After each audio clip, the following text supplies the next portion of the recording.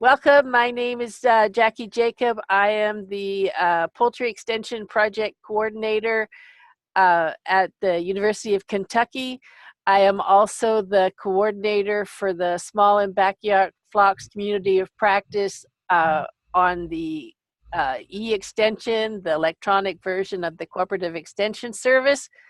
And as such, I organize these webinars, which right now we're having every other week. So this week's talk is on equipment. And Alicia, what was your last name? I never remember. Hallbritter. Hallbritter, right. From Florida is going to be talking to us today and showing us examples of equipment that you need for a backyard flock. I will be on mute without video so that the whole screen goes to Alicia. And if there's a question pertinent to what she's talking about at that particular time, I will interrupt. So if you see my face pop up, that means that someone's got a question relevant to what you're talking about. If not, I'll wait and ask the question at the end. So it's all yours. Okay. So like Jackie said, my name is Alicia Hallbritter, and I am the agent in Baker County, Florida, which is right on the Florida-Georgia line and about as far northeast as you can get. And I am the Agricultural and Natural Resources Extension Agent here. So my main focus is particularly with cattle, but we do have large small flock populations throughout Northeast Florida, and our state government is also very supportive of backyard flocks, and a lot of cities have permitting processes where people in residential zones can own hens in particular, usually sometimes other types of poultry. But so we have a large knowledge base and a large need for extension work on backyard flocks. So today I just kind of want to introduce you to some general equipment that you might need. Dr. Martin in our last webinar went over a lot of stuff on housing and talked in particular about some nest boxes and fencing and more of the structural needs that you'll need for a backyard flock. And so today I'm going to talk to you about some feeder and water selection and why you might choose a particular type. We'll go over some general health equipment that you should keep on hand majority of the times for a small flock, and also some pest control options. And then we'll discuss some equipment you should need if you were to get into kind of a business side of it, or if you just want to expand the parts of your small flock. So I'll jump right in and talk about some feeder selections. I'm just kind of going to grab from my selection I have here. Thank you to my local feed stores that let me pull from their shelves and borrow some equipment for this webinar. So the first item I want to talk to you about is this trough or brooder feeder. So we normally use this style in a chick brooder. This is not normally used for adult hens, mainly just because you don't really want to leave this on the ground with hens around. They'll scratch shavings in it. They can tip it over. They can knock it off a ledge or anything that you might have it sitting on. And it's not just generally convenient, it doesn't hold a lot of feed. So if you have a large flock, they're going to eat through this pretty fast. It's going to require a lot of labor for you to refeed. But for chicks, it can be really great style. If you have a large batch of chicks in your brooder, it can allow for a larger feeding area versus some of the other styles I'll show you. So that can be really helpful. But again, it does require a lot of space. So you have to have a pretty large brooder to be able to sit this in. I've seen some smaller ones, probably about half the size of this, but majority of them are this size. They also generally are offered in a steel or galvanized metal, and either one is kind of an option. They come in a variety of colors if they're made out of plastic, usually bright. I've seen them in yellow, blues, reds. Those bright colors are meant to attract the chickens to them, so they kind of just find the food on their own. Since obviously they're not going to have a hen to teach them how to eat out of that feeder. So these are great for chick feeders again, but they do require a large space in your brooder. And but if you have that large brooder box, it's a lot better for a high volume of chicks. The next kind of style that we have are, this is the most standard one that we have. They come in a galvanized. I've also seen them offered in a plastic style as well. So they usually come with a plastic jar. Sometimes they're offered with a glass mason jar as well, and they just either pop on or screw on there. So you can see that this can be really helpful for space area. It also offers, its own kind of storage. Usually, this is usually the type I have because I have small numbers of chicks, and so this saves me on my small brooder space rather than the large, long one. But if you fill this up about all the way, generally about half the container goes into the actual feed, so it's not a large amount of feed that gets stored in there. You'll go through this every couple of days with even a small number of chicks. But this one is a great option, again, for a smaller brooder, a smaller number of chicks. Same style feeder. It allows them to eat in the same manner as the long trough styles, but is just a little better on space, particularly for those smaller batches. Then when your chicks grow up and become hens, or even if you have a really large brooder area, or you're brooding even out in your coop, or you buy pullets and not necessarily super young, day-old, or week-old chicks, these hanging feeders with the grills on them are a lot better style than I've seen offered. That's just the trough. So we also have some feeders that have this trough style here. I don't really like these without the grid just because chickens can stand in them and then scratch out feed, and you can waste a lot of feed. Or if they knock this over, a lot of feed will fall out versus with the grid. But these hanging feeders are really great. This is kind of the smaller size that's offered. They can go all the way up to pretty large. The main thing you have to think about with these hanging feeders is, will you actually be able to hang it? Because that's the best method for utilizing these feeders, is that they're actually hung and stay on the back or just where the neck meets the chest on a chicken. So they actually have to reach up into there and consume the feed, and that way they're not trying to get inside of the top of it or knocking it over, spilling it, pushing it, and making it swing to knock feed out. So that's going to be really important, especially if you have the really large ones of these and not just this 7-pound feeder, because where you're hanging from, it needs to be able to support that amount of feed weight. And then your chickens also need to be able to consume that feed relatively quickly so that feed doesn't spoil if you're using a really large one.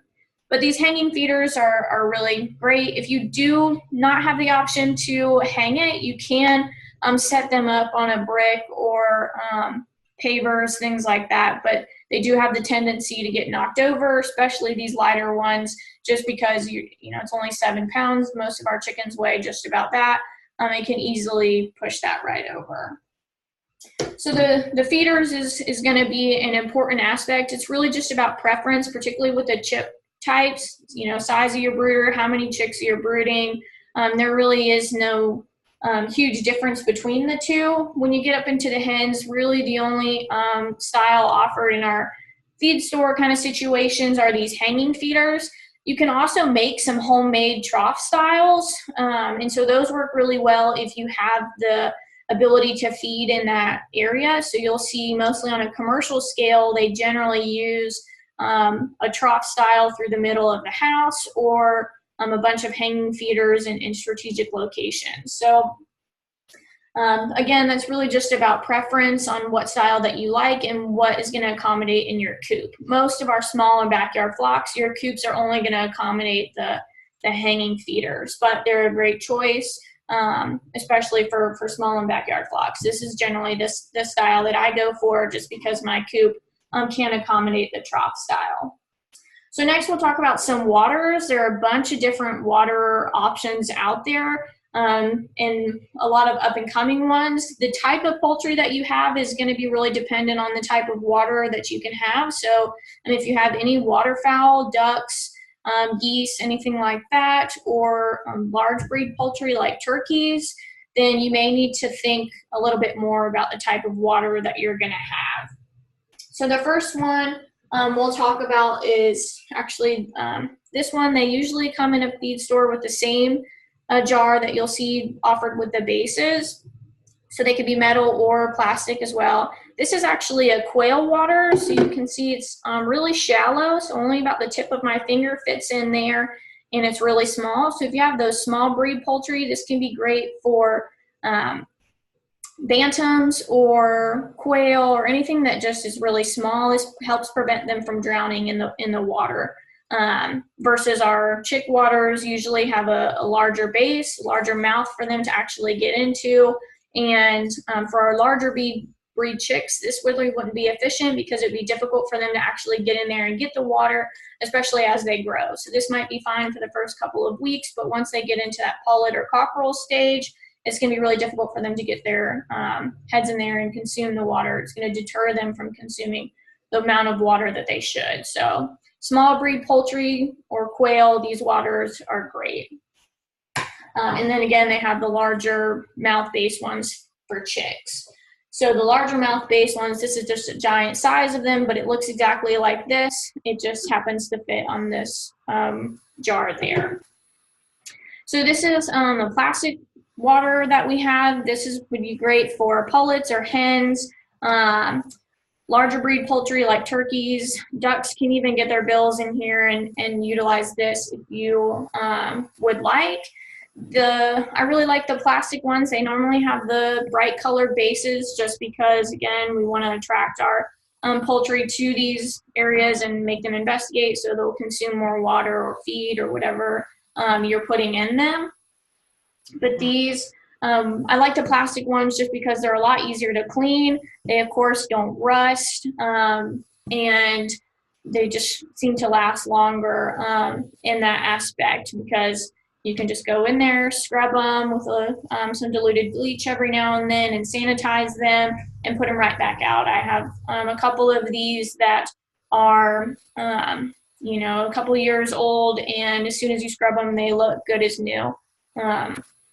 No differences in that. I've had the metal ones before, and depending what type of water system you have, especially if you're on a highly chlorinated water or city water, they can rust really easily, which can be aggravating because that's expensive to continue purchasing, especially if it's a business expense that's bringing down that income from that business. So these plastic water trough styles are perfectly fine, and they come in a variety of sizes. I mean, I've seen them all the way up into 30 gallons can fit in this style. So, but again, water weighs is pretty heavy. So a gallon of water is about 8 pounds. So the larger water that you have, if you're going to hang it, again, about the size or about the height of the back of the chicken, then you need to make sure that wherever you're hanging it is going to be able to support that weight. So that's going to be really important for our small and backyard flocks.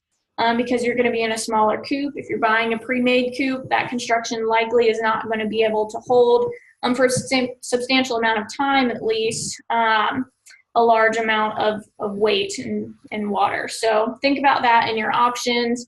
Waters are fine if they're put up in pavers and stuff just because they are a little heavier than our feed, but can be knocked over, and that can be aggravating when you come home from work and your chickens haven't had water all day because they knocked over their waterer.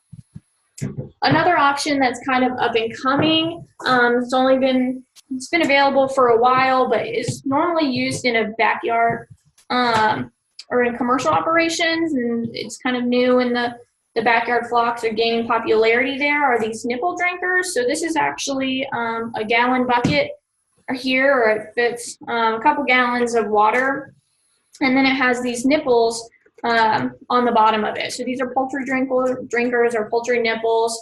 And so you actually hang this from the top here, and then it needs to be above head level of your chicken. So they actually have to reach up and touch that. And then there's just a little ball in there. So as soon as they touch that nipple, the water's going to come out and they can drink. It does take some getting used to for them to use this. So it's not necessarily their natural instinct. If you're transitioning your chickens over to the nipple waters, you should always provide a trough water on the side until you notice that they're really consuming this one as well. So you kind of need to wean them off the trough waters into this style. They also sell these nipples individually, so not necessarily attached to a bucket system, but by themselves, where you can install them on a PVC pipe per se and have it hooked up to a hose. And so that way they always have fresh water available. And there's a bunch of different styles that you can use these nipple drinkers. These are great for maintaining water quality. So particularly if you have waterfowl or something as well housed with your chickens, waterfowl can get water pretty nasty quickly, and so they would rather use the trough water and allow that to get gross. You'd have to clean that one out pretty frequently, and your chickens would be able to use this the most and have that good quality clean water. These store-bought ones are also kind of great because they have a valve here in the top, so you can just open that and stick your hose right in there to refill the water. You don't actually have to take it down and move it and refill it like you do the trough style ones, which have to be flipped upside down to fill. So that can be really helpful, and again maintains that water quality. I've heard about waterfowl being able to use these and utilize these, but they really do like to dunk their heads in the water, particularly when they're eating. And so if you don't have a pond or some other water body that your waterfowl can get into, this probably isn't great as a sole water source for waterfowl. Turkeys and stuff should be able to use it fine as well, but every flock's going to be a little different. So the last one I want to talk to you about, since I'm just borrowing this equipment, I didn't actually take it out of the bag here, but this is basically a giant water bowl for your chickens, or a fountain. And so this valve here goes right through the center. One side stays on the top, and then one side goes under and actually connects to a garden hose. And so this maintains the water level in there at all times. So it's an automatic water. You never have to, it's kind of a set it and forget it. You know, you should always check and make sure the water quality is good, particularly again, if you have waterfowl, you don't want them soaking feed in here and it getting gross or dirt settling in there. But with chickens and poultry in general, it works really well. They always have access to fresh water. They always have the same amount. And I really like to use these as well for large breed poultry. So turkeys in particular sometimes can have trouble with the trough styles. And since this is mounted and the trough styles are usually hanging, they don't hit them and shake and spill water everywhere. Versus these, you know, they just come up to them and they'd be mounted on a wall space or something like that. So these are a great option. You, of course, would have to have a water source or a spigot near your coop in order to utilize something like this, because it does have to be hooked up to a garden hose for that full functionality. But those are a really great option as well. They do have chick size ones of those if you have a permanent brooding area. They have a little smaller one. I wouldn't recommend the large one for your chicks just because you don't want them to potentially get in that and drown once they start to get flighty and a little older and put on those wings. So that's just some options of feeders and waterers. Again, Dr. Martin talked about some as well in his talk. Those are probably the main poultry equipment that you see besides your actual coop and the items in your coop, like roosts and nest boxes and things like that. When we talk about poultry equipment, there's not a whole lot to it besides feeder and water selection. But I did want to mention some health items here. So I'm a part of a North Florida Livestock Agents group, and a part of that we get to utilize some items that support us as a district as a whole, so all of Northeast Florida. And one of those is this poultry toolkit. So I'll just move my camera down here a little bit and show you. I have this giant toolbox here full of items that a backyard homeowner or backyard flock owner might want to keep for their chickens. And so I have something similar to this at my house. I just have a small toolbox that I keep anything health related chicken wise in there, just in case something were to ever happen. Your feed store was closed, or it's Sunday and everywhere is closed, or they closed early, or it's night. You have those necessary essentials to take care of a sick chicken or something that might be going on. So just some things to point out that I have in there is these fishing tackle boxes are great for storing small items and not losing them or keeping things organized. So I have one that is just kind of a cuts and bruises case. So I've got some antibiotic cream. I have a scalpel just in case something were to ever happen that you might need to, cut strings off or fix up a cut or something of that sort. You never know what you might need. It's always better to have it on hand. And so they do sell sterile scalpels at most feed stores already pre-sealed, and that way you don't have to worry about any infections or spreading bacteria. I also have my syringe case. So I have a bunch of different sizes of syringes and a bunch of different gauges and lengths of needles in here. Would be a poultry related one, so anything in here would just be poultry size. So I think my largest syringe there is 6 milliliters, and I have a couple 22 gauge needles of just different types of needles in here, just use as examples. But those are great just in case you need to give an injection or something, you already have it on hand. Particularly if you have a larger flock, you'll want to buy a couple cases and keep those needles on hand. Some other things I like to keep are just some nutrient-oriented stuff. So they have Nutrigent, which is a great vitamin booster for chickens. If you have a sick chicken or chicks, that's a great way to get some vitamins and minerals in them quickly, especially if they're not eating or drinking. We want to make sure they're staying hydrated. They have a lot of different types, so you can have some poultry booster, which is a pelleted feed that can go over their normal feed and encourage them to eat that. If they're just kind of lagging, anything like that. Corid is also a great thing to have if you have issues with coccidiosis. So Corid is a coccidiostat and can be a great treatment for chickens that are battling with coccidiosis. And again, our chickens are a prey animal, and so they may not show signs that they're sick until they're really, really sick. So I like to keep these things on hand. So that way I immediately have access to them. Any kind of medicinal thing that you have on hand, always make sure you're checking the expiration dates and not keeping anything or using anything past the expiration date, and be familiar with the directions, the dosage, egg withdrawals, anything like that that's going to be important related to that medicine. I like to make a little cheat sheet, so I have all that information. If I have a sick chicken or something, I'm not stressing out and worried about reading the directions and potentially misinterpret something or read it wrong and then hurt my chicken or have issues with eggs or something of that sort.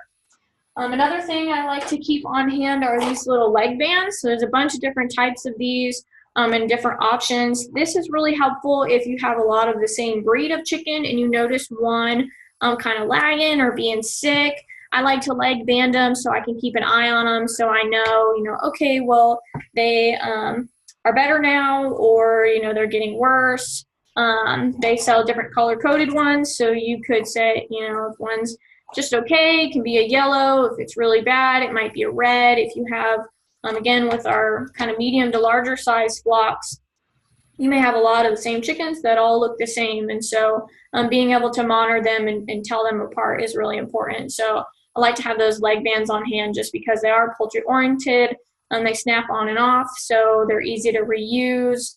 And there's a bunch of different types and sizes associated with that as well. So and some available for large breed poultry or waterfowl also. Some other things I have in the box are a candler. So if you're going to be incubating eggs or something, I always like to keep an egg-specific candler in my box. So I always have that available. Anything that's going to be related to your poultry, if you don't want loose and around, is great to keep in a toolbox situation like this. So that's all the just physical displays that I have. I did want to mention some stuff about other equipment you want to keep on hand, which is pest control options.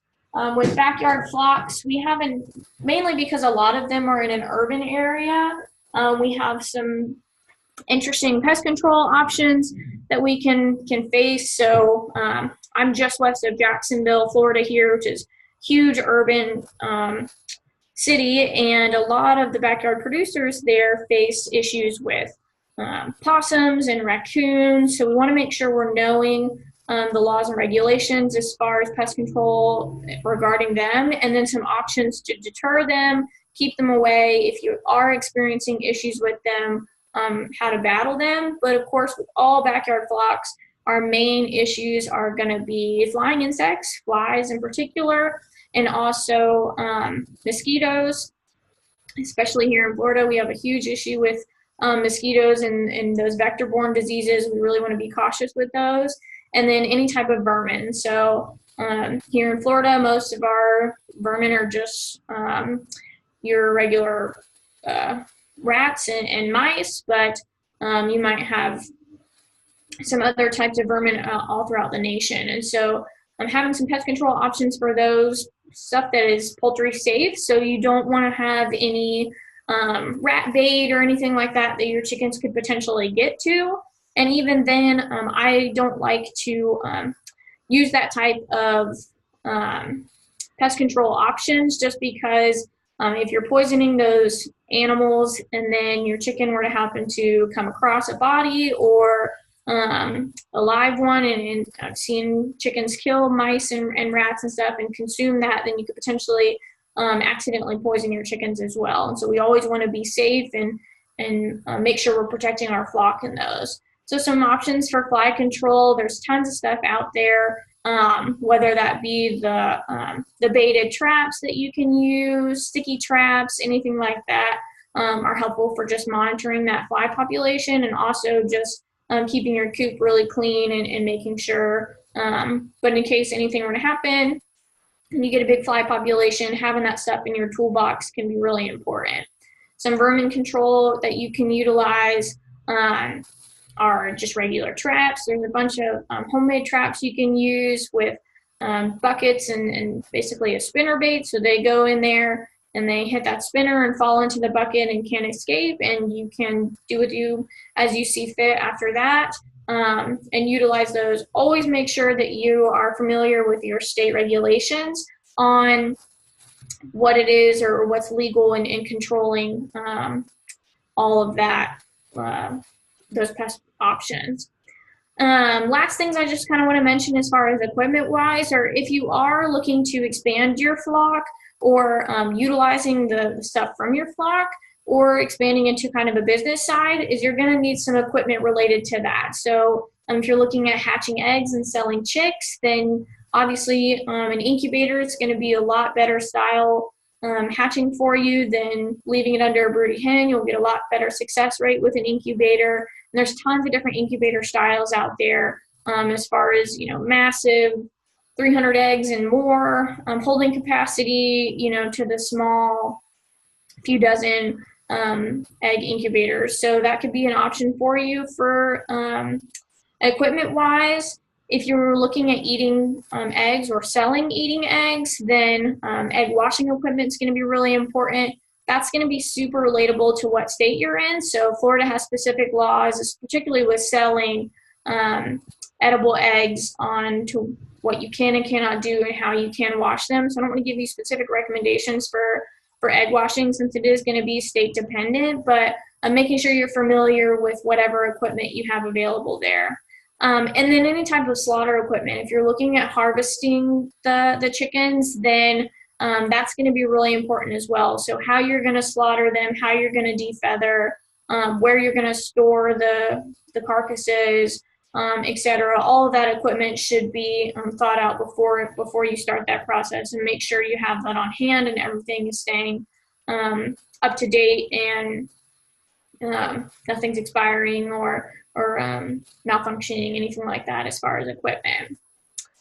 So that's pretty much all I have today. I wanted to make this more of a physical demonstration to look at the equipment rather than just looking at pictures, so you can get a really good idea of the size and functionality and the use of those pieces. So if you guys, the attendees, have any questions, I'd be happy to answer anything for you. Yeah, just type in your question and we'll see if Alicia can she should be able to answer them for sure. I like the hands-on and being able to actually see the size compared to a person rather than seeing a picture of it that doesn't give you any relative size. So that was very, very nice. Yeah, and it's really different across, we can all go to Tractor Supply and look, as that's on a national level, but, there are millions of options online as far as poultry equipment and what's available out there. So really reading into those details and seeing the size and stuff is super important, because that's going to be dependent on, the style that you have. Major, in the small and backyard flocks, and we have small coops and small brooding areas and things like that. Right. While you're thinking of some questions, I just want to point out that we do have these webinars every other week. And the next one is April 18th at 3 p.m. Eastern Daylight Savings Time. And it will be looking at managing manure from backyard chicken flocks. That's always a problem. What do you do with the waste products? What do you do with dead birds? That kind of thing. The most efficient way is to, of course, compost it and try to reuse the material as a fertilizer. So I'm not seeing any questions, none in the Q&A and none in the chat room. I did put in the chat a link to the e-extension website, the new version that has all the upcoming webinars. It has the recordings to past webinars. It will be where this one will be linked to shortly.